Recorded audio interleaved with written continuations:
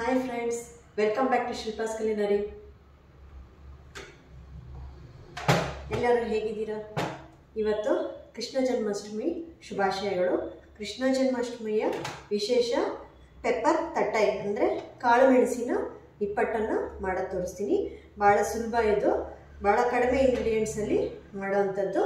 ಇವತ್ತು ಬನ್ನಿ ಹಾಗಾದ್ರೆ ನೋಡೋಣ ಕಾಳು ಮೆಣಸಿನ ನಿಪ್ಪಟ್ಟನ್ನು ಮಾಡೋದು ಹೇಗೆ ಅಂತ ತಿಳ್ಕೊಳ್ಳೋಣ. ಮೊದಲಿಗೆ ಒಂದು ಬೌಲಷ್ಟು ಅಕ್ಕಿ ಹಿಟ್ಟನ್ನು ತೊಗೊಂಡಿದ್ದೀವಿ, ಕಾಲು ಬೌಲಷ್ಟು ಉದ್ದಿನಬೇಳೆನ ತೊಗೊಂಡಿದ್ದೀವಿ. ಈಗ ಅಕ್ಕಿ ಹಿಟ್ಟನ್ನು ಹುರ್ಕೋಬೇಕು, ಆಮೇಲೆ ಉದ್ದಿನಬೇಳೆನ ಹುರ್ಕೊಂಡು ನಾವು ಮಿಕ್ಸಿನಲ್ಲಿ ಪೌಡರ್ ಮಾಡ್ಕೋಬೇಕು. ಆಮೇಲೆ ಇದೆರಡನ್ನು ಮಿಕ್ಸ್ ಮಾಡಿ ಹಿಟ್ಟಿಗೆ ನಾವು ಹುರ್ಗಡ್ಲೆ ಒಂದು ಸ್ವಲ್ಪ ಮತ್ತು 3 ಟೇಬಲ್ ಸ್ಪೂನಷ್ಟು 3 ಟೇಬಲ್ ಸ್ಪೂನಷ್ಟು ಎಳ್ಳನ್ನು ಹಾಕಿ ಕಲಿಸ್ಕೋಬೇಕು. ಪೆಪ್ಪರ್ ನಿಪ್ಪಟ್ಟಾಗಿರೋದ್ರಿಂದ ನಾವು ಕಾಳುಮೆಣಸನ್ನ ತಗೋಬೇಕು. ಕಾಳುಮೆಣಸನ್ನು ನಾವು ದಪ್ಪಗೆ ಅಂದರೆ ತರಿಯಾಗಿ ಕುಟ್ಕೋಬೇಕು.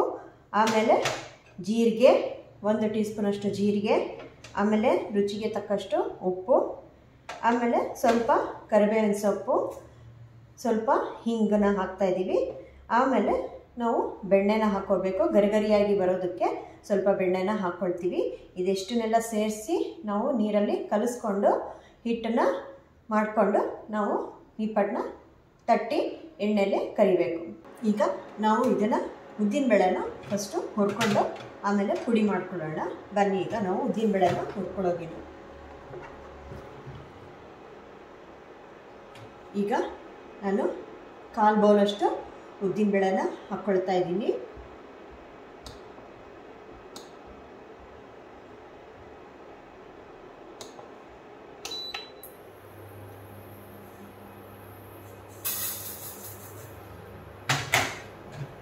ಉದ್ದಿನಬೇಳೆನ ಹಾಕ್ಕೊಂಡು ಚೆನ್ನಾಗಿ ಹುರ್ಕೋಬೇಕು.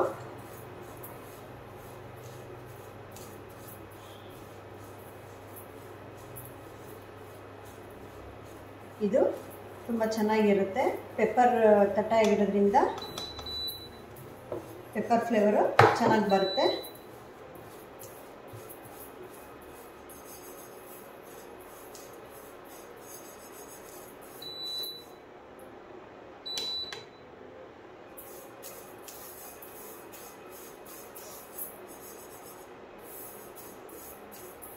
ಸೊ ಈಗ ಹುರ್ಕೊಂಡಿದ್ದಾಯಿತು.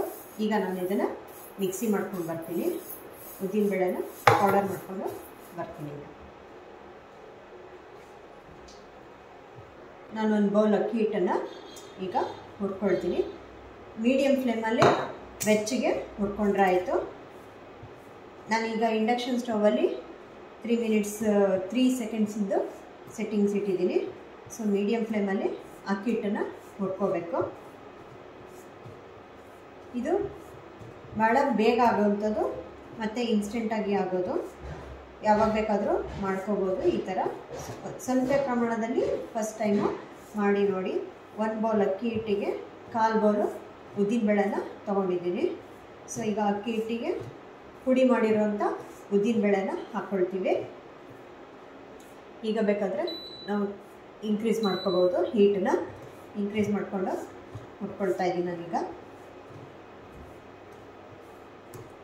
ಇದಕ್ಕೆ ಬೇರೆ ಖಾರ ಏನು ಹಾಕೋದು ಬೇಕಿಲ್ಲ, ಯಾಕೆಂದರೆ ಕಾಳು ಮೆಣಸಿಂದನೇ ಫ್ಲೇವರ್ ಬೇಕು ನಮಗೆ. ಕಾಳು ಮೆಣಸು ಕೂಡ ಖಾರ ಬರುತ್ತೆ. ಮೆಣಸಿನ್ಕಾಯಿ ಅಥವಾ ಖಾರದ ಪುಡಿ ಎಲ್ಲ ಹಾಕಿದ್ರೆ ಪೆಪ್ಪರ್ ಟೇಸ್ಟು ಬರಲ್ಲ. ಇದು ಕಾಳು ಮೆಣಸಿನ ನಿಪ್ಪಟ್ಟಾಗಿರೋದ್ರಿಂದ ಪೆಪ್ಪರ್ ತಟ್ಟೆ ಆಗಿರೋದ್ರಿಂದ ಪೆಪ್ಪರ್ ಅಷ್ಟೇ ಸಾಕು. ಈಗ ನೋಡಿ ಆಗ್ತಾ ಇದೆ. ಈಗ ಸ್ವಲ್ಪ ಮೀಡಿಯಮ್ ಆಗಿದ್ರೆ ಆಯಿತು. ಈಗ ನಾವು ಆಫ್ ಮಾಡ್ಕೊಳ್ಳೋಣ. ಇಷ್ಟು ಹೀಟಲ್ಲಿ ಹುರ್ಕೊಂಡ್ರೆ ಸಾಕು. ಈಗ ಅಕ್ಕಿ ಹಿಟ್ಟು ಹುರ್ಕೊಂಡಾಯಿತು.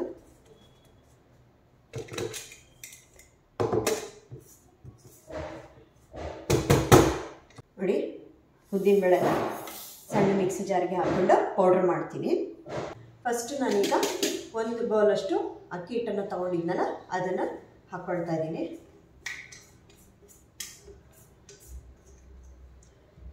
ಅಕ್ಕಿ ಹಿಟ್ಟು ಹಾಕ್ಕೊಂಡಿದ್ದೀನಿ. ಈಗ 1/4 ಬೌಲಷ್ಟು ಉದ್ದಿನ ಬೇಳೆನ ಹಿಟ್ಟು ಮಾಡ್ಕೊಂಡಿರೋದು ಹಾಕ್ತಾಯಿದ್ದೀನಿ. ಇಷ್ಟು ಉದ್ದಿನಬೇಳೆ ಹಾಕ್ತಾಯಿದ್ದೀನಿ. ಈಗ ಇದಕ್ಕೆ ನಾವು ಒಂದೊಂದೇ ಪದಾರ್ಥಗಳನ್ನ ಸೇರಿಸ್ಕೊಳ್ತಾ ಹೋಗೋಣ.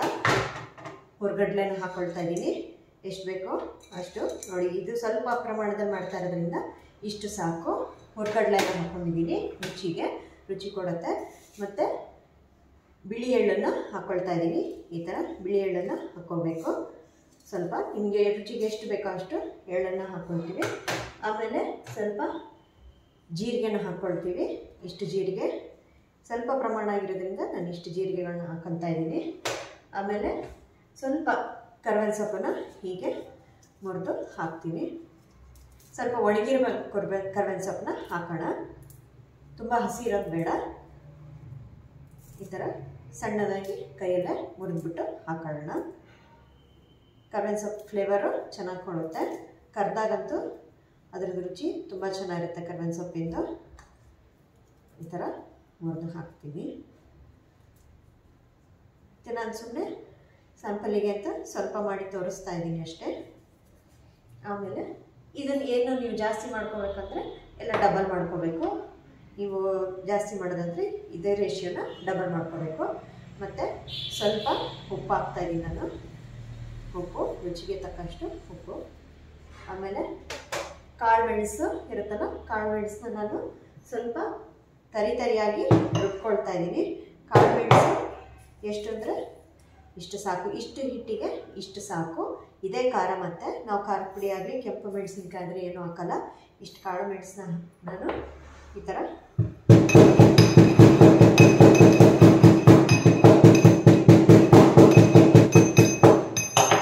ಗಟ್ಟಿಯಾಗಿ ನೋಡಿ. ಈಗ ಕಾಳು ಮೆಣಸು ಈ ಥರ ತರಿಯಾಗಿ ಕುಟ್ಟಿ ಪುಡಿ ಮಾಡಿದ್ದೀನಿ. ಇಷ್ಟು ಹಾಕ್ತಾಯಿದ್ದೀನಿ.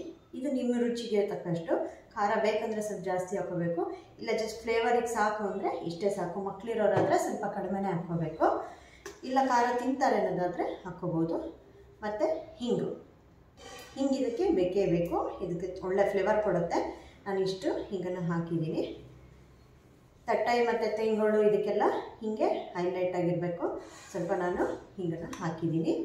ಈಗ ಎಲ್ಲದೂ ಹಾಕಿದ್ದೀವಿ. ಈಗ ಬೆಣ್ಣೆ ಒಂದು ಹಾಕ್ಕೊಂಡು ಮಿಕ್ಸ್ ಮಾಡ್ಕೋಬೇಕು. ಬೆಣ್ಣೆ ಹಾಕಿ ಚೆನ್ನಾಗಿ ಮಿಕ್ಸ್ ಮಾಡಿಕೊಂಡು ಆಮೇಲೆ ನೀರು ಹಾಕಿ ಕಲಿಸ್ಕೋಬೇಕು.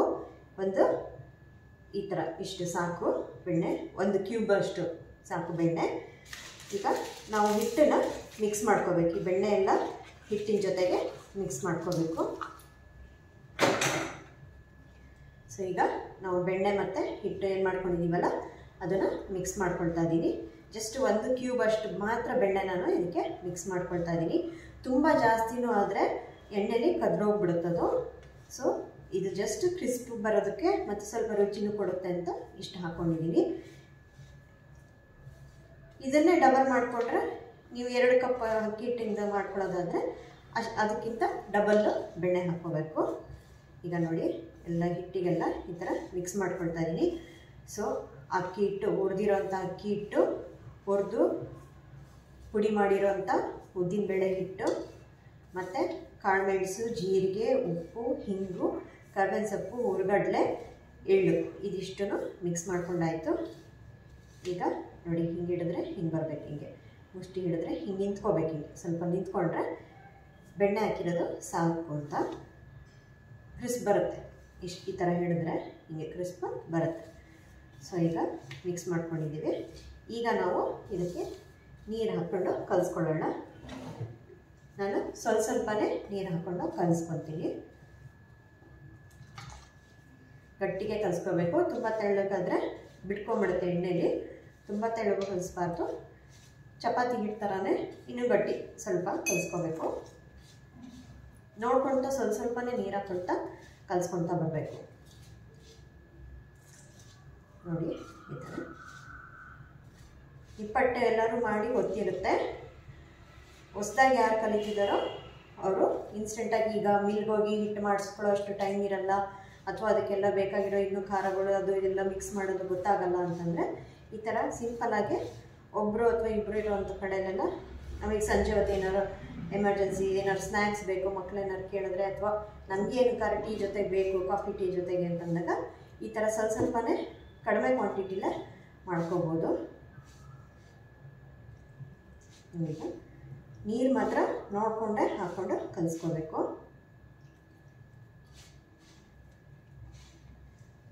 ಬೇರೆ ನಿಪ್ಪಟ್ಟೆಲ್ಲ ಆದರೆ ಕಾಳು ಮೆಣಸು ಹಾಕಲ್ಲ, ಅಚ್ಕಾರದ ಪುಡಿ ಇಲ್ಲ ಮೆಣಸಿನ್ಕಾಯಿನ ಹುರಿದು ಪುಡಿ ಮಾಡಾಕ್ತೀವಿ. ಆಮೇಲೆ ಅದಕ್ಕೆ ಕಡಲೆ ಬೀಜ ಎಲ್ಲ ಹುರಿದು ಸಿಪ್ಪೆ ತೆಗೆದು ಪುಡಿ ಮಾಡಾಕ್ತೀವಿ ರೆಗ್ಯುಲರ್ ನಿಪ್ಪಟ್ಟು. ಆಮೇಲೆ ಅದಕ್ಕೆ ಉದ್ದಿನಬೇಳೆ ಹಾಕಲ್ಲ, ಬೇಕಾದವ್ರು ಹಾಕ್ಕೊಳ್ತಾರೆ. ಆದರೆ ಅದಕ್ಕೆ ಮೇಯ್ನ್ ಅಕ್ಕಿ ಹಿಟ್ಟು, ಕಡಲೆಬೇಳೆ ಹಿಟ್ಟು ಅಥವಾ ಹುರ್ಗಡ್ಲೆ ಒಂಚೂರು ಹಾಕ್ಕೊಳ್ತಾರೆ. ಇದು ಮೇಯ್ನು ಉದ್ದಿನಬೇಳೆ, ಇದು ಉದ್ದಿನಬೇಳೆ ಬೇಸ್ಡ್ ಇರೋದು ಅಕ್ಕಿ ಹಿಟ್ಟು ಮತ್ತು ಉದ್ದಿನಬೇಳೆದು ನಿಪ್ಪಟ್ಟಿದು. ಇದನ್ನು ಜಾಸ್ತಿ ಕೃಷ್ಣ ಜನ್ಮಾಷ್ಟಮಿ ಟೈಮಲ್ಲಿ ಮಾಡ್ತಾರೆ. ಬೇರೆ ಎಲ್ಲ ಸ್ವೀಟ್ಗಳು ಮತ್ತು ಉಂಡೆಗಳು ಅದೆಲ್ಲ ಮಾಡಿದ್ಮೇಲೆ ಇದು ಮತ್ತು ತೆಂಗುಗಳನ್ನ ಮಾಡ್ತಾರೆ. ಇದೆಲ್ಲ ನಮ್ಮ ಇಂಡಿಯನ್ ಟ್ರೆಡಿಷನಲ್ ಸ್ನ್ಯಾಕ್ಸ್ ಅಂತ ಹೇಳ್ಬೋದು.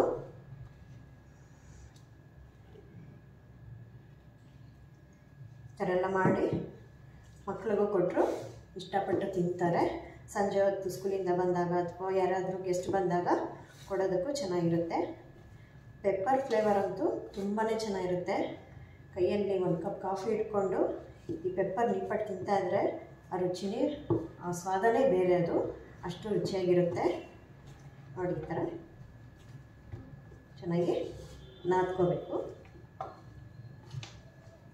ಇನ್ನು ಸ್ವಲ್ಪ ನೀರು ಹಿಡಿಯುತ್ತೆ, ಸೊ ನಾವು ನೀರನ್ನು ಹಾಕ್ಕೊಂಡು ಕಲಿಸ್ಕೊಳ್ಳೋಣ.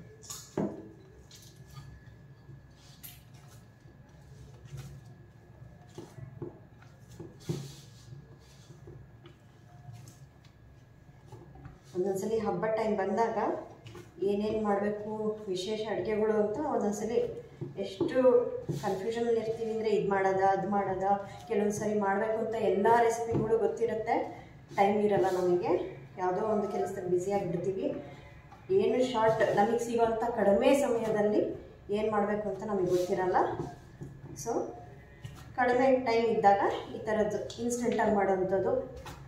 ಈ ಥರ ಇನ್ಸ್ಟೆಂಟ್ ಅಂದರೆ ಕಡಿಮೆ ಇಂಗ್ರೀಡಿಯೆಂಟ್ಸು, ತುಂಬ ಏನು ಮಿಲ್ಲಿಗೆ ಹಾಕ್ಸೋದು, ಅದನ್ನು ಒಂದಿನ ಬಿಡಬೇಕು, ಒಣಗಿಸ್ಬೇಕು ಅಂಥದ್ದು ಏನೂ ಇಲ್ಲ. ಸೊ ಈಗ ಇಲ್ಲೇ ಮನೇಲಿರೋಂಥ ಪದಾರ್ಥಗಳನ್ನೇ ಉಪಯೋಗಿಸ್ಕೊಂಡು ಮಾಡಬಹುದು. ಈ ಥರ ನಾನು ರೆಡಿ ಮಾಡ್ಕೊಂಡಿದ್ದೀನಿ. ಈಗ ನಾವು ಉಂಡೆಗಳನ್ನ ಮಾಡಿಕೊಂಡು ಶೀಟ್ ಮೇಲೆ ತಟ್ಟಿ ಎಣ್ಣೆ ಕಾಯಾದ್ಮೇಲೆ ಅದರೊಳಗೆ ಬಿಡೋದು ಅಷ್ಟೇ. ಈಗ ಫಸ್ಟ್ ನಾವು ಎಣ್ಣೆನ ಕಾಯೋದಕ್ಕೆ ಇಡೋಣ. ಎಣ್ಣೆ ಕಾಯೋ ಟೈಮಲ್ಲಿ ನಾವು ಇದನ್ನು ತಟ್ಕೊಳ್ಳೋಣ, ಉಂಡೆ ಮಾಡ್ಕೊಳ್ಳೋಣ. ನಿಮ್ಗೆ ಯಾವ ಸೈಜ್ ಬೇಕೋ ಆ ಸೈಜಿಂದ ಉಂಡೆ ಮಾಡ್ಕೋಬೋದು. ನೋಡಿ ಇಷ್ಟು ಈ ಗಾತ್ರದ್ದು ಉಂಡೆ ಮಾಡ್ಕೊಳ್ತೀನಿ ನಾನು. ಎಲ್ಲ ಉಂಡೆಗಳು ರೆಡಿ ಮಾಡಿಟ್ಕೊಳ್ಳೋಣ ಒಂದೊಂದೇ. ಈ ಥರ ಉಂಡೆ ಮಾಡಿ ಇಷ್ಟು ಸೈಜ್ ಮಾಡಿಕೊಂಡ್ರೆ ತಟ್ಟಕ್ಕೆ ಬರ್ತೀವಿ. ಓಕೆನಾ? ಈಗ ನನಗೆ ಇಷ್ಟು ಹಿಟ್ಟಲ್ಲಿ ಒಂದು 9 ಉಂಡೆ ಆಗಿದೆ. ಈ ಸೈಜಿಂದು 9 ನಿಪ್ಪಟ್ಟಾಗೋಷ್ಟು ಉಂಡೆ ಆಗಿದೆ. ಈಗ ನಾವು ಎಣ್ಣೆನ ಕಾಯೋಕ್ಕೆ ಇಟ್ಕೊಳ್ಳೋಣ. ಈಗ ನಾನು ಬಾಣಲೆಯಲ್ಲಿ ಎಣ್ಣೆ ಕಾಯೋಕ್ಕೆ ಇಟ್ಕೊಳ್ತೀನಿ. ಅಷ್ಟೊತ್ತಿಗೆ ಎಣ್ಣೆ ಕಾಯೋ ಅಷ್ಟೊತ್ತಿಗೆ ನಾವು ಇದನ್ನು ತಟ್ಕೊಳ್ಬೋದು, ನಿಪ್ಪಟ್ಟನ್ನ ತಟ್ಕೊಳ್ಬೋದು. ಸೊ ಈಗ ನಾನು ಎಣ್ಣೆನ ಕಾಯೋದಕ್ಕೆ ಇಟ್ಕೊಳ್ತಾ ಇದ್ದೀನಿ.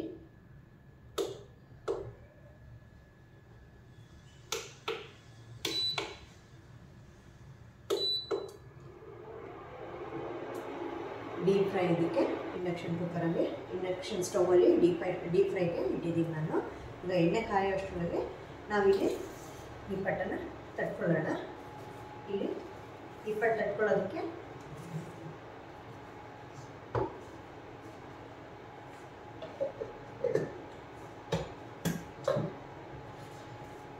ನಾನಿಲ್ಲಿ ಒಂದು ಶೀಟನ್ನು ಇಟ್ಕೊಂಡಿದ್ದೀನಿ. ಈ ಶೀಟ್ಗೆ ಸ್ವಲ್ಪ ಎಣ್ಣೆ ಹಾಕ್ಕೊಳ್ತಾ ಇದ್ದೀನಿ. ಎಣ್ಣೆ ಹಾಕಿ ಸ್ವಲ್ಪ ಸವರ್ಕೊಂಡು ಈ ಥರ ಎಣ್ಣೆ ಸವರ್ಕೊಂಡಿದ್ದೀನಿ. ಒಂದೊಂದನ್ನೇ ತಗೊಂಡು ಕೈಯಲ್ಲಿ ತಟ್ಕೊಳ್ಳೋಣ. ನೋಡಿ ಈ ಥರ ತಟ್ಕೊಳ್ತಾ ಇದ್ದೀನಿ. ಸ್ವಲ್ಪ ಆವಾಗ ಇಲ್ಲಿ ಮಧ್ಯದಲ್ಲಿ ಕ್ರ್ಯಾಕ್ ಬರ್ಬೋದು, ಅಂದರೆ ಇದು ಗಟ್ಟಿಗೆ ಕಲಿಸಿರೋದ್ರಿಂದ ಸ್ವಲ್ಪ ಈ ಥರ ಬರುತ್ತೆ. ನೀವು ಇಲ್ಲಿ ಎಡ್ಜಲ್ಲಿ ಹಿಂಗೆ ಮಾಡ್ಕೊಳ್ತಾ ಹೋಗಬೇಕು. ನೋಡಿ, ತುಂಬ ತೆಳ್ಳಗೂ ಬೇಡ, ತುಂಬ ದಪ್ಪಗೂ ಬೇಡ, ಈ ಥರ ಮೀಡಿಯಮ್ ಸೈಜಿಗೆ ತಡ್ಕೋಬೇಕು ನೋಡಿ. ಹೀಗೆ ತಡ್ಕೊಂಡಾದ್ಮೇಲೆ ನೋಡಿ ಈ ಥರ ತಡ್ಕೋಬೇಕು.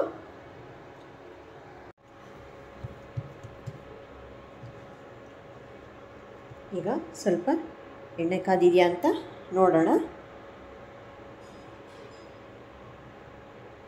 ಇನ್ನು ಸ್ವಲ್ಪ ಕಾಯಬೇಕು ಎಣ್ಣೆ. ಅಷ್ಟರಲ್ಲಿ ನಾವು ರೆಡಿ ಮಾಡ್ಕೊಳ್ತಿರೋಣ. ಒಂದೊಂದೇ ಈ ಥರ ಹಾಕೋದಕ್ಕೆ ರೆಡಿ ಮಾಡ್ಕೊಳ್ಳೋಣ. ಇದರಲ್ಲಿ ಹಿಟ್ಟಿದೆ, ಎಣ್ಣೆನೂ ಹಾಕಿದೆ. ಸೊ ಈಗ ತಟ್ಕೊಳ್ಳೋಣ.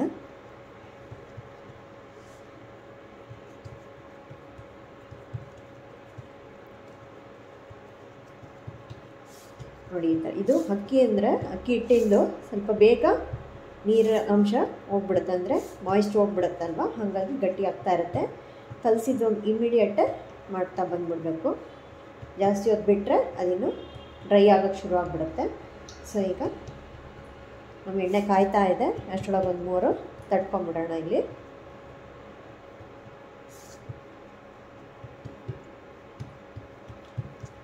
ನೋಡಿ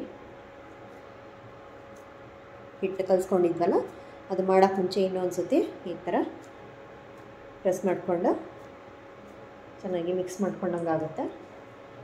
ಇನ್ನೊಂದು ಹಿಂಗೆ ಫಸ್ಟು ಅಂಗೈನಲ್ಲಿ ಹಿಂಗೆ ಮಾಡಿದಾಗ ಕ್ಲೀನಾಗಿ ಸ್ಪ್ರೆಡ್ ಆಗುತ್ತೆ. ಸ್ವಲ್ಪ ಪ್ರೆಷರು ಜಾಸ್ತಿ ಹಾಕಿ ಹಿಂಗೆ ಅಂತೀವಿ. ಪ್ರೆಸ್ ಸಿಗುತ್ತಲ್ಲ, ಪ್ರೆಸ್ಸಲ್ಲೂ ಮಾಡ್ಬೋದು. ಪೂರಿ ಮಾಡೋ ಪ್ರೆಸ್ ಇರುತ್ತಲ್ಲ, ಅದರಲ್ಲೂ ನೀವು ತಟ್ಕೋಬೋದು. ಕೈಯಲ್ಲಿ ತಟ್ಟೋಕ್ಕೆ ಇಷ್ಟ ಇಲ್ಲದವರು ನೀವು ಪ್ರೆಸ್ಸಲ್ಲೂ ತಟ್ಕೋಬೋದು. ಟ್ರೆಡಿಷ್ನಲಿ ಕೈಯಿಂದನೇ ತಟ್ಬಿಟ್ಟು ಮಾಡ್ತಾರೆ. ನೀವು ಮಾಡಿ ಈಗ ನಾವು ತಟ್ಟಿರೋದನ್ನ ಹಾಕ್ತಾಯಿದ್ವಿ. ಎಣ್ಣೆ ಒಳಗೆ ಹಾಕಿದ್ದೀವಿ. ಈಗಲೇ ಅದು ತೇಲಿ ಮೇಲಕ್ಕೆ ಬರುತ್ತೆ. ಎಣ್ಣೆ ಚೆನ್ನಾಗಿ ಕಾಗಿದೆ, ಮೇಲಕ್ಕೆ ತೇಲ್ಕೊಂಡು ಬಂತು.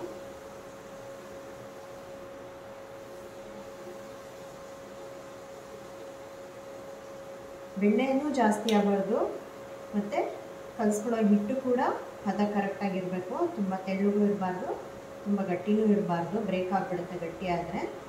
ಈಗ ನೋಡಿ ನಾನು ತಿರುಗಿಸ್ತಾ ಇದ್ದೀನಿ.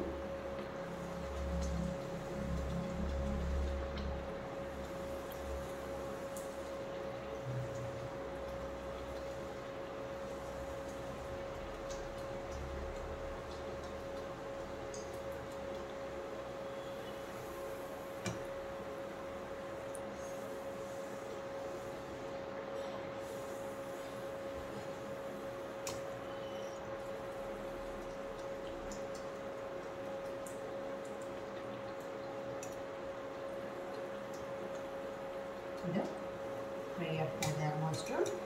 ನೀರು ನೋಡಿಗೆ ಬಂತು.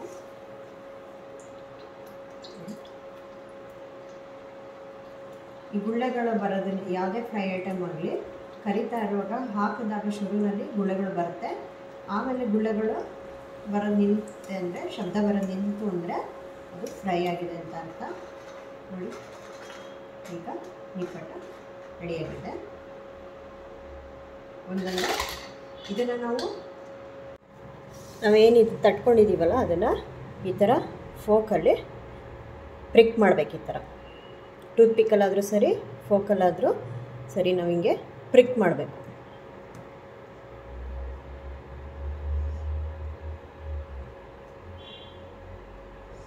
ಸೊ ದಟ್ ಏರ್ ಬಬಲ್ಸ್ ಹೋಗಲ್ಲ.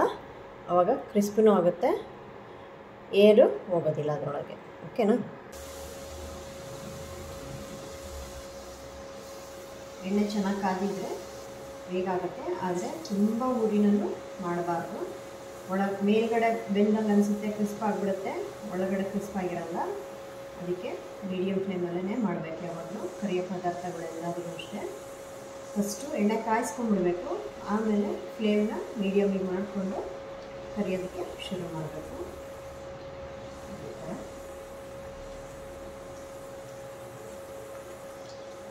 ಎಣ್ಣೆದು ಬಬಲ್ಸ್ದು ಏನು ಶಬ್ದ ಕಮ್ಮಿ ಆಗುತ್ತಲ್ಲ ಆವಾಗ ಫ್ರೈ ಆಗಿದೆ ಅಂತ ಅರ್ಥ.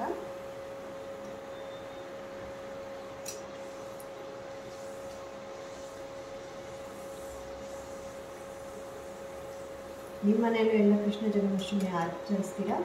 ಯಾವ ಥರ ಆಚರಿಸ್ತೀರಾ? ಮತ್ತು ಏನೇನು ಸಿಹಿ ಅಡುಗೆಗಳು ಮಾಡ್ತೀರಾ? ನೈವೇದ್ಯಕ್ಕೆ ಏನು ಮಾಡ್ತೀರಾ?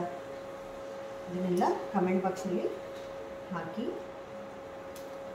ಮತ್ತು ನಿಮಗೆ ಯಾವ ಥರ ಅಡುಗೆಗಳು ಇಷ್ಟ ಆಗುತ್ತೆ, ಅಂದರೆ ನಮ್ಮ ಇಂಡಿಯಾದಲ್ಲಿ ಮಾಡೋವಂಥ ಅಡುಗೆಗಳು, ಟ್ರೆಡಿಷನಲ್ ಅಡುಗೆಗಳು ಇಷ್ಟ ಆಗುತ್ತೋ ಅಥವಾ ಈಗಿನ ಫಾಸ್ಟ್ ಫುಡ್ ಇಷ್ಟ ಆಗುತ್ತೋ, ಸ್ನ್ಯಾಕ್ಸ್ ಇಷ್ಟ ಆಗುತ್ತೋ ಕಮೆಂಟ್ ಬಾಕ್ಸಲ್ಲಿ ತಿಳಿಸಿ. ನೋಡಿ ಈಗ ಆಗಿದೆ ಇದು. ನೆಕ್ಸ್ಟ್ ಇನ್ನೊಂದು ಹಾಕೋಣ.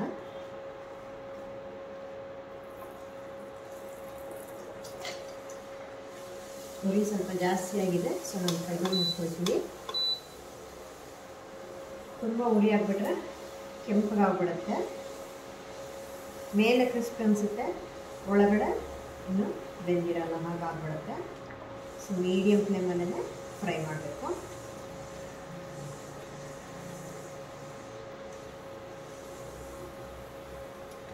ಕಟ್ಕೊಳ್ಳೋರು ಒಬ್ಬರು ಪಕ್ಕದಲ್ಲಿ ಇಟ್ಬಿಟ್ರೆ ಒಬ್ಬರು ಬಾಂಡಿಲಿ ಕರಿಯೋರಾಗ್ತಾರೆ.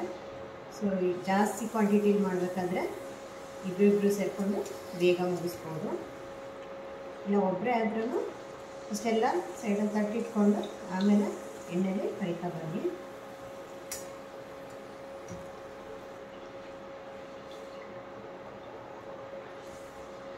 ಪೆಪ್ಪರ್ ಇದಕ್ಕೆ ಸ್ವಲ್ಪ ಜಾಸ್ತಿನೇ ಹಾಕ್ಕೊಳ್ಳಿ ಫ್ರೆಂಡ್ಸ್, ಯಾಕೆಂದರೆ ಇದು ಬರೀ ಅಕ್ಕಿ ಹಿಟ್ಟು ಉದ್ದಿನಬೇಳೆ ಅನ್ನೋದ್ರಿಂದ ಸಪ್ಪೆ ಸಪ್ಪೆ ಅನಿಸ್ಬಿಡುತ್ತೆ. ಮತ್ತು ನಾವು ಖಾರ ಪುಡಿ ಏನೂ ಹಾಕಿಲ್ಲ.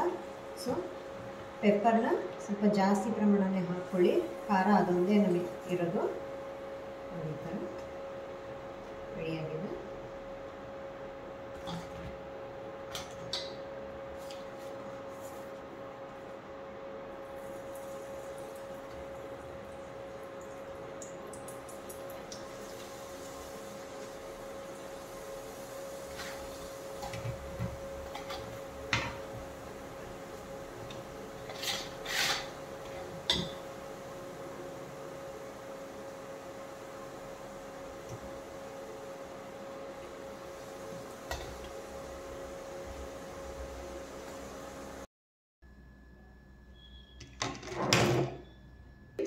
ಕೃಷ್ಣ ಜನ್ಮಾಷ್ಟಮಿಯ ಸ್ಪೆಷಲ್ ಪೆಪ್ಪರ್ ತಟ್ಟೈ. ಇದು ಈವ್ನಿಂಗ್ ಸ್ನ್ಯಾಕ್ಸು ಅಥವಾ ಯಾವಾಗಾದರೂ ತಿನ್ಬೋದು. ಕಾಳುಮೆಣಸಿನ ನಿಪ್ಪಟ್ಟು ಪೆಪ್ಪರ್ ತಟ್ಟೈ ರೆಡಿಯಾಗಿದೆ. ಕ್ರಿಸ್ಪಿ ಆ್ಯಂಡ್ ವೆರಿ ಲೈಟ್ ತಟ್ಟೈ ನಿಪ್ಪಟ್ಟು ರೆಡಿಯಾಗಿದೆ. ನೋಡಿ, ಇದು ಭಾಳ ಕಡಿಮೆ ಇಂಗ್ರೀಡಿಯೆಂಟ್ಸಲ್ಲಿ ಬೇಗ ಮಾಡಿ ತಿನ್ಬೋದು. ಇದು ತುಂಬ ರುಚಿಯಾಗೂ ಇರುತ್ತೆ, ಮಕ್ಕಳು ತುಂಬ ಇಷ್ಟಪಟ್ಟು ತಿಂತಾರೆ.